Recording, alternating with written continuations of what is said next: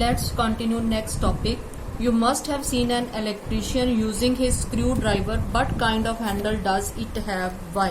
आपने इलेक्ट्रिशियन को screw driver use करते हुए देखा है कि जब वो इलेक्ट्रिसिटी का काम करने आता है स्क्रू ड्राइवर यूज करता है तो उसका जो हैंडल होता है वो प्लास्टिक का होता है, क्योंकि प्लास्टिक जो है वो बैड कंडक्टर ऑफ इलेक्ट्रिसिटी है और इससे क्या होता है कि इलेक्ट्रिशियन जो है वो शॉक से बच जाता है।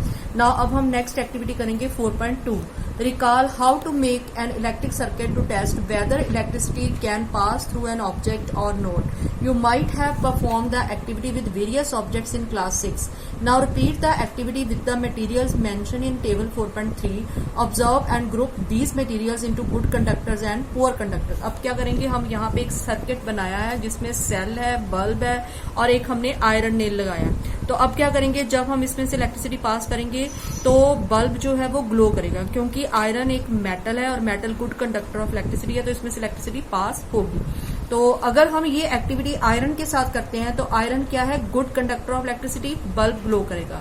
अगर हम यहाँ पे आयरन की जगह सल्फर यूज करते हैं तो सल्फर एक नॉन मेटल है और वो बैड कंडक्टर ऑफ इलेक्ट्रिसिटी है, तो बल्ब ग्लो नहीं करेगा, क्योंकि नॉन मेटल जो होते हैं वो बैड कंडक्टर ऑफ इलेक्ट्रिसिटी होते हैं और उसमें से इलेक्ट्रिसिटी पास नहीं होती। इसी तरह अगर हम कोल पीस यहाँ पे यूज करते हैं तो कोल भी नॉन मेटल है और वो बैड कंडक्टर ऑफ इलेक्ट्रिसिटी है और बल्ब ग्लो नहीं करेगा।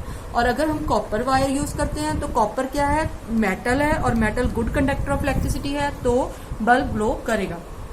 तो अभी तक हमने जो पढ़ा है मेटल्स और नॉन मेटल्स के बारे में कि मेटल जो होते हैं वो शाइनी एंड हार्ड होते हैं, नॉन मेटल जो हैं वो डल और नॉट वेरी हार्ड होते हैं। मेटल्स जो हैं उनको पीसेज उनके किए जा सकते हैं, मतलब मेटल्स जो हैं उनकी शेप चेंज की जा सकती है, नॉन मेटल्स की शेप चेंज नहीं हो सकती। मेटल जो है वो good conductor of heat and electricity है, नॉन मेटल जो है वो bad conductor of heat and electricity है। Where do you find the use of aluminium and copper wires? Have you seen wires of coal? आपने aluminium और copper की wires के बारे में भी तो सुना होगा, क्या कभी कोयले की वायर सुनी है? डेफिनेटली नोट, नहीं, कोयले की तार नहीं बन सकती। The property of metal by which it can be drawn into wires is called ductility. Ductility का क्या मतलब है कि मेटल की वो प्रॉपर्टी कि मेटल की वायर्स बनाई जा सकती हैं, उसको हम डक्टिलिटी कहते हैं। जैसे कि कॉपर एक मेटल है, एल्यूमिनियम एक मेटल है और उसकी हम वायर्स बना सकते हैं, तो मेटल वो मटेरियल है जिसकी वायर बन सकती है और मेटल की इसी प्रॉपर्टी को डक्टिलिटी कहते हैं। जो नॉन मेटल्स होते हैं उनकी वायर्स नहीं बन सकती, जैसे कि कोयला एक नॉन मेटल है, उसकी वायर नहीं बन सकती, इसकी शीट्स नहीं बन सकती। जैसे कि अभी हमने पहले ऊपर प्रॉपर्टी की थी मेलेबिलिटी।